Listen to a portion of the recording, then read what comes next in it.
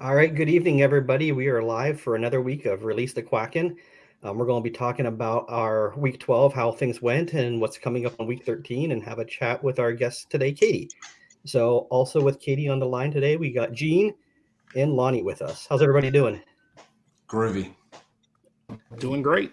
Yeah, it's Sunday, so that's always a great day. Except it's long run weekend Sunday. So, those are a little, it's more recovery than not. So, what are you doing for Marathon Weekend, Katie, just so we can kind of fill everybody in so we see where we are? Definitely. It is dopey number 6 for me. Wow. Nice. That is unreal. 6 in a row, or has there been a gap in there? I did Goofy one year, so it's been actually 8 consecutive marathon weekends, but 6 dopies, 1 Goofy, and then a 5K and 10K thrown in. So just Goofy. Yeah, I was going to say just Goofy. You just did Goofy. Exactly. Yeah. I just ran a half and a full, just a Goofy. Right. It's just something I like to do some weekends. Do you follow the Galloway training plan as well, or do you do a different plan? Yeah, so I follow it loosely. I also run a lot of marathons during the year. So actually my next marathon is in 2 weeks. I'm running the Portland, Oregon Marathon. So actually coming this weekend, I'm actually, tapering for the next 2 weeks. So this is where I don't follow the Galloway plan or really any plan as rigidly, just because I have other things going on at the same time. Right. So for me, I did the 4-mile walk yesterday, and then I did a 4-mile run today. So it wasn't really long run Sunday for me, but long run Sunday will come for me in 2 weeks. Right. So Gene, Lonnie, how did your first back-to-back weekend go? How'd it go? Good. I wanted to tell you, Katie, that you do a lot of marathons. I eat a lot of marathon candy bars. So just, that's kind of how we have that as a similarity. So no, for me, it went well. Yeah, you guys, we've talked, but I did I did my midweek runs. I did the 4-mile walk. And then I went out Saturday, and I've had some little nagging health issues. And so my goal was just to get it finished. And so I ran about the first half. I did a lot of walking the second half, but I finished. And I finished in under Balloon Lady time. So I'm happy. Yep. Yeah. How about you, Lonnie? Yeah. For me, it was so I traveled all week. Like Gene, I had some health issues. I had a muscle spasms in my neck. Right. So that kind of slowed me down. I ended up still doing my midweek runs. I did one, and it kind of set me back. Right. So still was able to, went to the chiropractor. She aligned me, did a lot of, snapping here, popping there. And so she said, you should be good to go to run. You need to see me every 2 weeks, moving forward until doping. And usually I do that anyway, right? I start right when you start the mileage starts to ramp up. I start seeing her.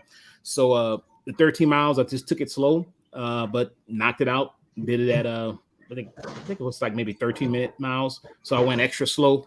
I did a 1-minute run, 30-second walk interval, and it just worked out. Good for you. That's good stuff. Yeah. And Katie, you said you did 4 and then 4 walk, 4 run. Is that right? Exactly. Yeah. Just because I am tapering for a marathon in 2 weeks.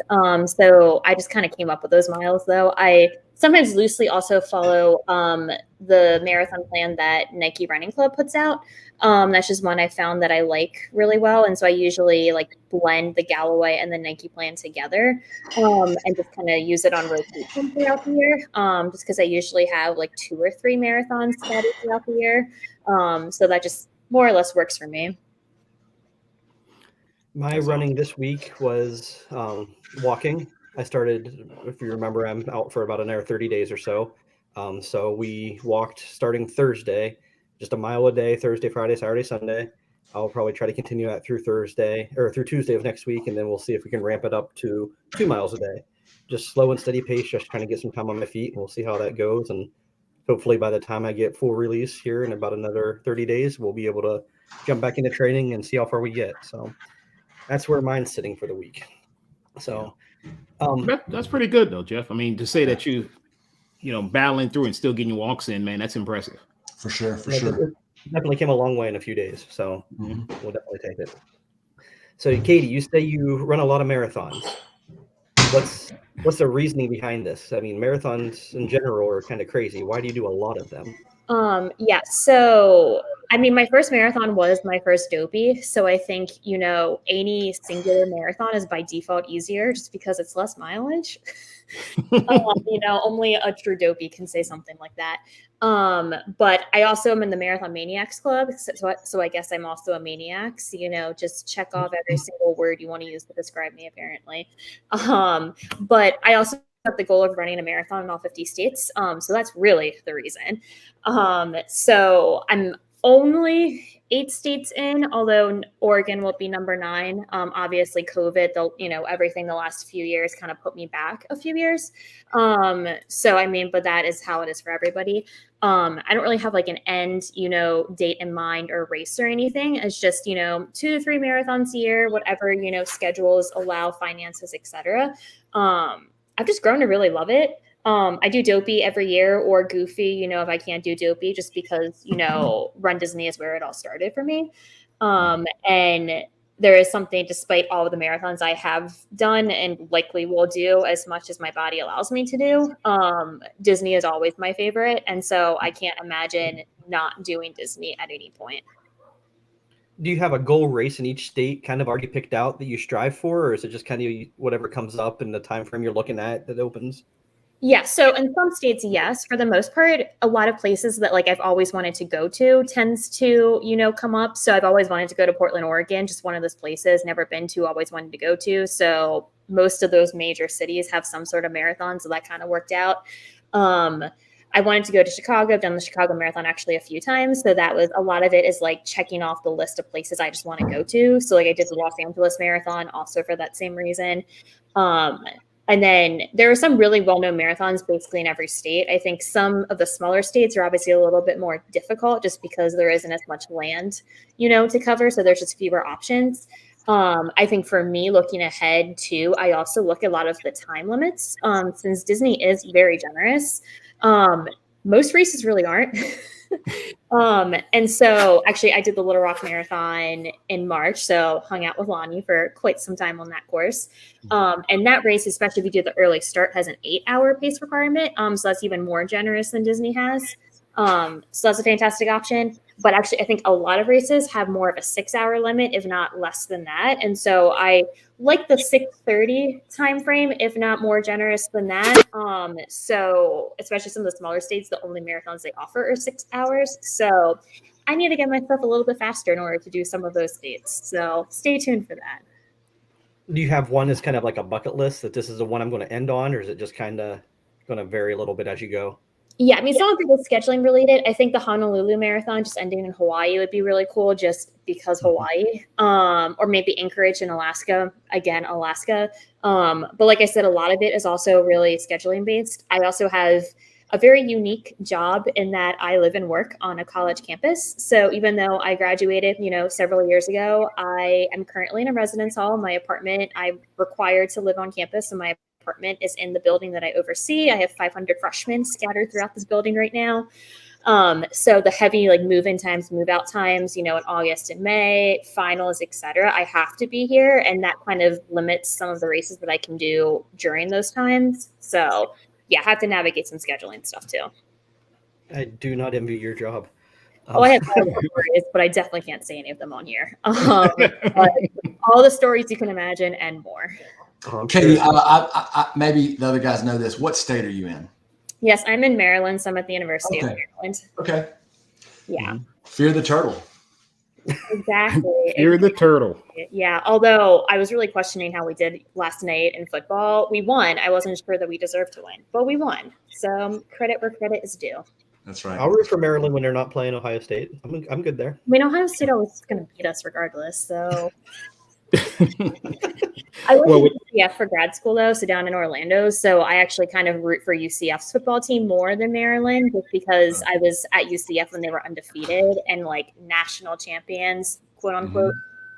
So I tend to root for UCF more than UMD.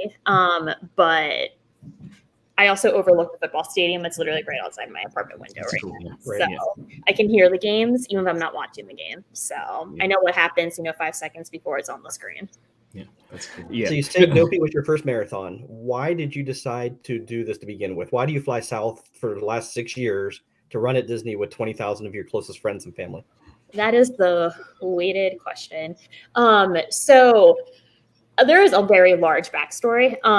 The short of it is also my birthday always overlaps Marathon Weekend. And so pre me running, I was down there almost every year for several years, overlapping Marathon Weekend just to celebrate my birthday. And I was the only one literally without some sort of race medal around my neck. And people would come up and ask me, oh, what race are you doing? Oh, none of them. And then they just kind of look at me weird. And then so I was already like not a part of a club that clearly I was supposed to be a part of because people just assumed I was a part of it. So there was some like, social pressure, peer pressure on that front. So I'm sure that could be a case study for some psychiatrist or psychologist somewhere. So that's where it also really started, was just like some of the exposure to it. But I also started running largely just because I started running on campus when I was here in undergrad. I attended UMD for undergrad as well, just because all my friends were doing it. And so my one friend just returned from his college program, down in Disney. And so he also did a lot of the Disney races while down there. So he kind of introduced me to all of it. And so I got into running initially when a 5K was my bucket list. Like, I have to run a 5K at some point in my life. So I ran a local one first and then did the Disney one Marathon Weekend of 2014. And that was also the year of the first Dopey. And so everyone was always like, oh, is it even possible for people to run Dopey, all of that? Because nobody had technically done it yet. And, sure enough, it's possible because it still exists today. And so I kind of also like the idea of, okay, I can do a 5K, let me do a 10K, which I was able to build up more locally. So then in 2015, I did the 5K, 10K, and then actually the inaugural Castaway Key Challenge. So that really set me up for the idea of a challenge, first of all, just because I was doing multiple races, not a real challenge in Run Disney terms, but just a challenge in general. And then did my first half marathon, Princess half, a month later. And so from that point forward, I'm still an undergrad at this point. And so I have more time, to run, to train. I had a lot of disposable income, truthfully. I worked a lot on campus. And so not knowing where I was going to land for grad school or professionally, I was like, well, I have the time to train now. Who knows what my life is going to be? So let me run my first marathon in Disney while I'm still an undergrad. And, registration day happened, there's all the stress about getting in and whatnot. And so I was just like, F it, I'm going to do the Dopey. So it was literally a registration day decision, go big or go home. Questioned a lot of my life, for the next several months. To prepare, actually, what I did was I had signed up to do the Wine and Dine half in November and then to fly out to California to do the Avengers weekend as well. So I was literally doing like 2 half marathons a week apart, those respective challenges to like make my own, mock Dopey. And then that was the year the Wine and Dine half got cut in half. So it wasn't quite splash and dash, but it was just the half of the half. So my, again, fake challenge, if you will, didn't even really happen. So then I get to Dopey, and so I don't know if there was one precise moment, but I think the fact that all that year, literally all 4 days, the weather could not have been more different compared to each of those days. There was one, super frigid day. There was one day it was pouring. There was one day where it was probably ideal weather, and then of course the marathon day is the hottest day because that's how it always works. And so, but I could do all 4 races. And it was also that feeling of once I got to the finish line, I was like, not that I want to go further, but I could if I like absolutely had to. And so that was a good sign to me that I was like, oh, well, again, this was a once in a lifetime thing. So who knows what's going to happen. And then we all know what happened when I went on registration day for 2017. I signed up because, peer pressure, which is a theme throughout my life, unfortunately, or fortunately, depending on, So, and then I think 2017 rolled around. And so that was the year of the canceled half. So I think we talk about that race a lot. So I think that was very memorable for me, I think that's actually my favorite race of all time was the canceled half. So I ran at Pop Century Art of Animation. So that was like the place to be, truthfully, for that race. this was also my pre-lizard days. And so before I was a lizard, I was actually a Dalmatian. So there was a group of 101 of us that dressed up as Dalmatians for the 5K that year, which was the most fantastic group costume. There was somebody who was Cruella. We tried to get Horace and Jasper, but that kind of fell through. So we were 101 Dalmatians plus Cruella. Run Disney actually like took us to the start line ahead of time, and we got a whole group photo with the start line. We were in all of, Run Disney promo materials. We made actually local news because some news stations picked us up. So it's fantastic. And so I think that was actually where I got more, like I found a group of Run Disney running friends. And so then I started following those people to races across the country. And so that was where I got the 50 state kind of, goal in mind. And then these were also people that for the most part were doing Dopey every year too. So then I kind of followed them back to 2018. And then that was around the time I found the Lizard group just separately. And so now it's just like every year I meet more people and I get to, family reunion. And so like I said earlier, I can't imagine not doing this now. Yeah. Katie, it's funny. So Katie and I hung out in Little Rock for the marathon. And then, well, we did actually the day before too, because we did a challenge, right? So, and then for the springtime surprise, I crashed her Trader Joe's reservation. She allowed me to do that. FYI. Trader Sam's, yeah, Trader Sam's. Joe's, Sam's, it's I was drinking. I don't know. But you've ran other Disney races. You mentioned Princess, Springtime Surprise. You mentioned Avengers out in California. I know you're probably excited that those races are coming back. Oh, I did not stop screaming for about 3 hours when that announcement. I also wasn't expecting that announcement too. Like I think everything else I more or less expected, but that one was just out of nowhere for me. Yeah, I think my heart rate is still up from that. So yeah. I think that may be the hardest race to register for when it opens up. We're not thinking that far. We're just thinking about we're not thinking about registration because I already have anxiety, but like that's just going to be so much worse than that day. I'm sure. That's a charity bib here. Yeah. Now, did you try to do the Avenge the Strip? There was a challenge at one time when you ran Avengers, and that same day you drove over to Las Vegas and ran another half that night. Yeah, so I wanted to try that. I was actually out there in California with family, and so I have family out there as well. So logistically, it would not have worked out. I've separately done that Vegas half though, and when I was doing the Vegas half, I always wondered what it would have been like to do that drive. But I guess that part wasn't meant to be. Yeah. Well, it may come when it comes back. If it aligns, that might be a good time to try and do it. I think I might try to do it if I convince Gene to do it. They also haven't said like when the races are actually going to happen. If I were to guess, I actually would think they probably bring back the classic Disneyland half first, just because classic, which if I remember correctly was actually closer to Labor Day weekend. So I don't know if they would pick that time again because that's already a busy travel time. I don't know if they necessarily need race traffic at that point. So we'll see. We'll see. He did say races, so I'm thinking hopefully multiple. Go back to 4. It was at one point, but 4 there, 4 here. More or less, yeah. But you could also interpret races to be a 5K, 10K, and half on one weekend. So don't blow my high, Katie. I'm just happy right now. I try to be realistic because you never really know. Yeah, you really never know. You never know. So you're pretty much a seasoned vet with this. So what is some sort of advice you would give some of the newcomers who have never ran a marathon at Disney, never ran Dopey? They're hitting their long runs. They just completed their first back-to-backs. If they're falling to Galloway, mentally, they're kind of hitting a rough time. What advice would you give to somebody who's just kind of starting to tackle this? Yeah. So actually, I was interviewed during one of the races, beforehand, like usually like Riley and a few others come around and like put people on the big screen. So Riley picked me to interview me, I think 2019's marathon, and asked me that same question in front of the entire race. Pressure was still on or not in that moment. So the same thing that I said back then is still true today. And so essentially, which sounds weird at first, but then makes sense as I explain it. I don't take it as seriously as I think I did my first couple. And so I think there's still some things in terms of training, making sure that you do have your base, so that way you're not just starting from like 0 to 48.6. So like get some base under, but don't get, I feel like getting caught up in the numbers and the paces and that sort of thing is, again, as somebody with anxiety, is the most number one way to like trigger that in somebody that might not even have anxiety. And I apologize for my cat behind me who's doing whatever he is doing behind me, destroying whatever. Yeah, they're destroying something. Yeah, it's all good.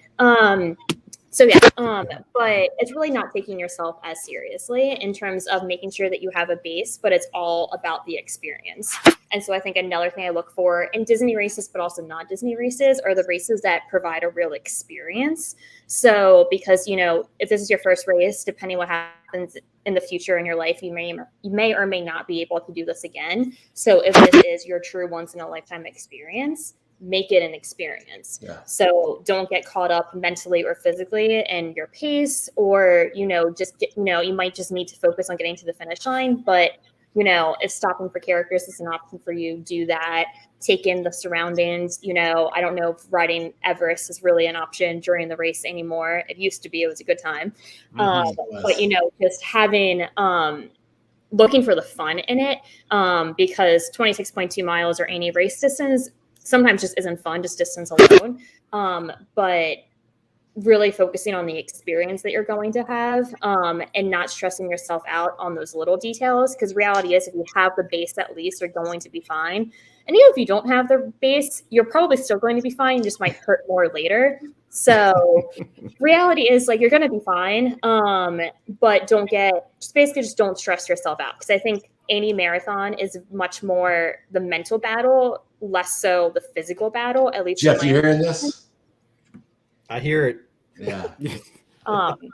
So focus on the experience, if nothing less. Like, even if something happens where like you really can't even cross the start line, because sometimes things do come up on that respect. If you're still able to travel down there, like you still can see your friends, what have you, have that part of the experience.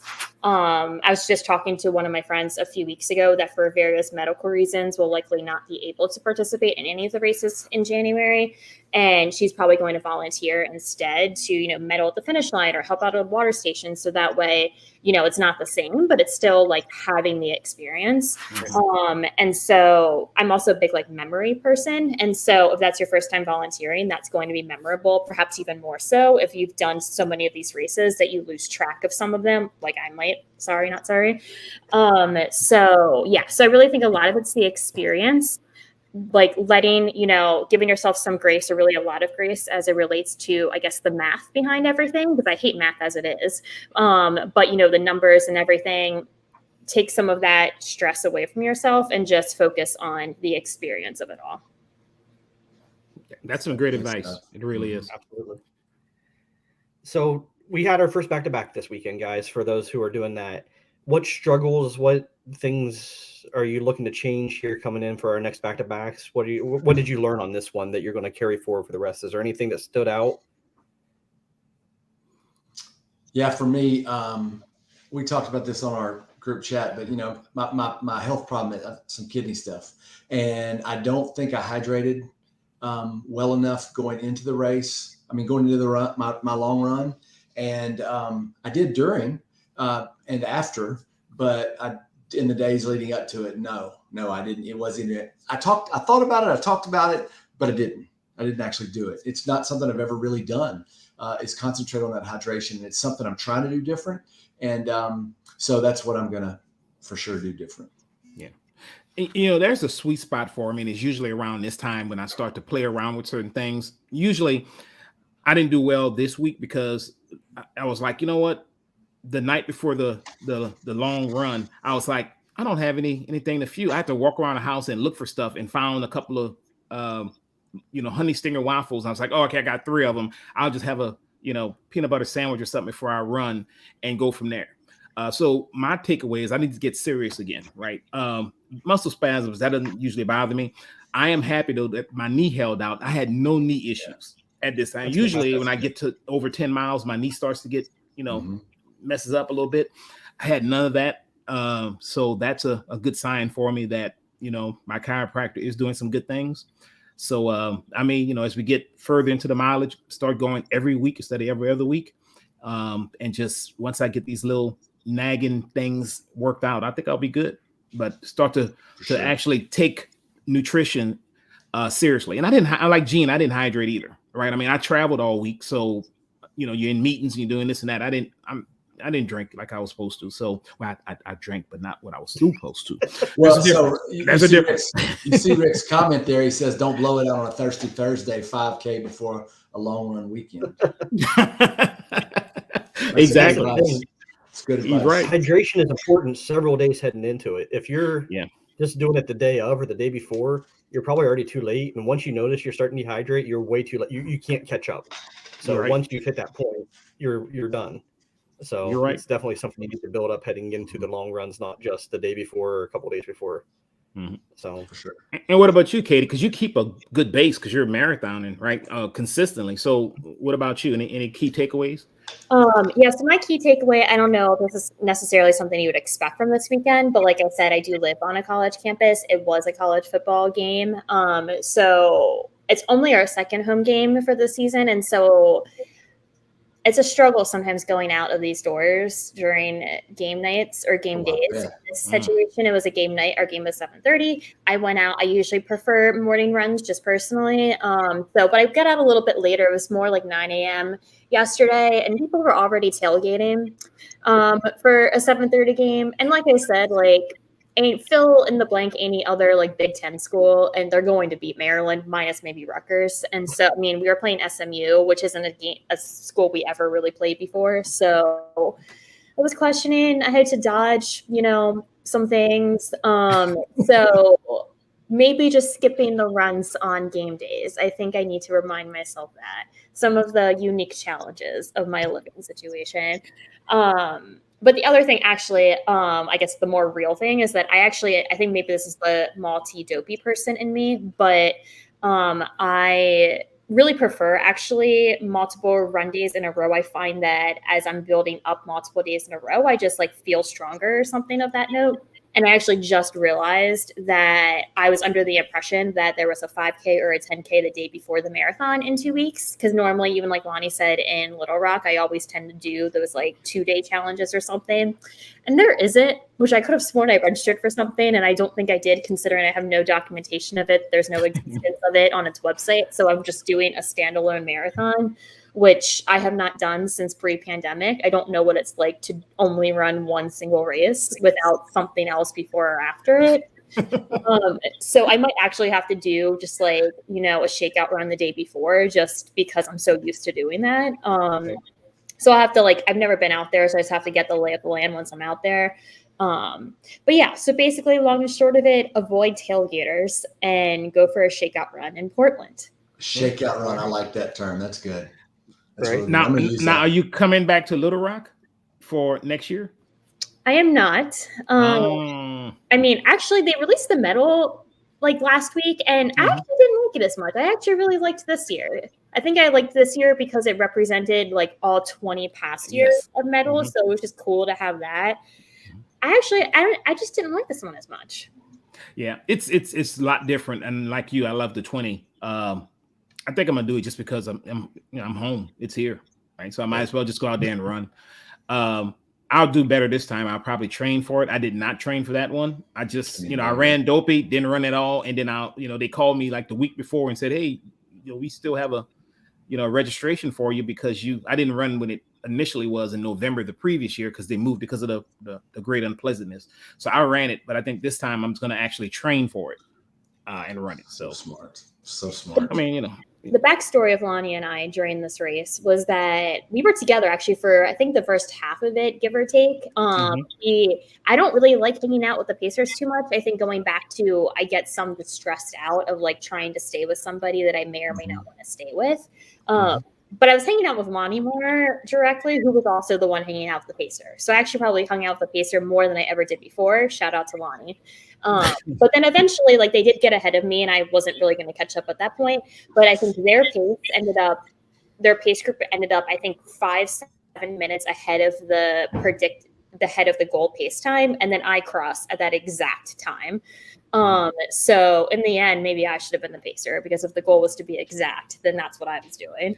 So you got ahead, which, I mean, yeah, you finished before me, but I was the one that finished on time. So. You know what? You did finish on time. And it's crazy. I didn't realize, the pacer told me that if you finish too early, you get in trouble, you get fired. And if you finish too late, you know, so at one point they stopped and told us, okay, y'all have to finish running, and we're just gonna have to stay here because we're gonna get fired. Wow. And we started maybe 35 people in our group. And I think it was just me and this guy finished, you know, and he was a perfect, he ran all 20 years. So, you know, it was a fun little race though. Yeah, I don't think I could do the stress of a pacer, because for that reason, you're usually supposed to be very close to exact, and anything can happen to throw you off for that. And so I just don't think I could take that stress. Marathons are stressful by itself, but I don't like additional stress. Yeah, that was some stress. I asked them, I said, why are we leaving these people? We're like ahead of time. And they're like, oh, we just got to build up some time. I'm like, well, that's not too cool, but okay. Not how it works. Yeah, I guess, you know. So, yeah. Hey, Katie, I'm curious. You said 3 marathons or so a year. So is that in addition to Dopey, or is that, Dopey plus 1 or 2? So it does change per year. So this year I'll be at 4, including Dopey. So start the year with Dopey, Little Rock in March, Oregon in October, and then Rehoboth Beach, Delaware in December. And then we start the year with Dopey again. Just because I was trying to, I'm not a math whiz like Jeff might be. That's what Jeff does numbers for his job. But I was just trying to think, if I were you and I was trying to get all 50 states, marathons in all 50 states, how long it would take. And, I figured around 14 years if you're doing 3 a year. So yeah, and that's where people ask me, like, what's my end date in mind? And I don't have that. I think, honestly, largely because of the pandemic. I was slated to do 5 marathons in 2020, just to be my first year doing 5. And then, of course, that didn't happen. And I'm just not quite back up to that yet. So even Little Rock, doing it this year, I had initially planned on doing it the year before. So I'm still, in some ways, still catching up from 2.5 years off. So, yeah. I also like what you had to say about not getting so upset about the numbers and just getting, the anxiety around it. I'm at a point in my life where the pace is not nearly as important to me. If I don't run it at the pace, the pace, or if I don't even run it, like this last week, it was more important for me to finish it and to get the mileage in, because I feel like I have people counting on me rather than finish it and feel really, really bad. And so that's kind of the way I'm doing things moving forward.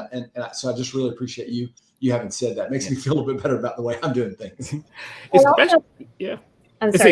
Especially at a Disney race. I mean, I don't think you would go to a Disney race, pay all that to hurry up and finish. Like I said, a PR. Now, look, but people do it though. Some people may want to do it, but for me, I want to take it all in. For sure. Right? I want to finish with a margarita or something. I have finished, and I think Gene didn't run this race, but I finished like literally at one time. I have a picture. I was with the balloon ladies when we crossed.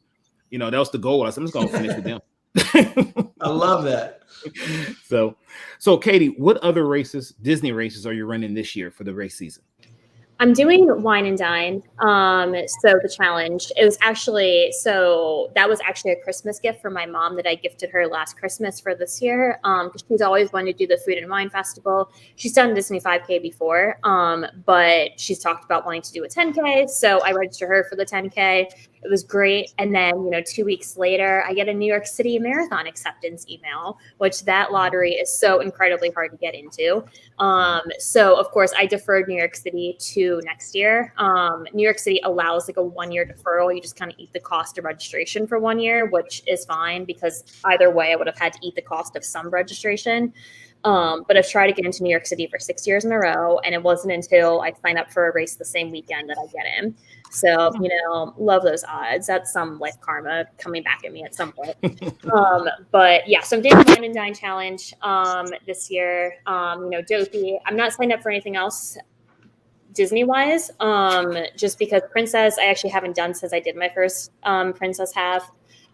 Springtime Surprise, I love Pixar, love Toy Story, but I have a feeling that 10 mile is going to be nearly identical to the Tower of Terror 10 miler because we already had so much through Toy Story Land that I feel like it's going to be the same race, just with Toy Story on the shirt instead.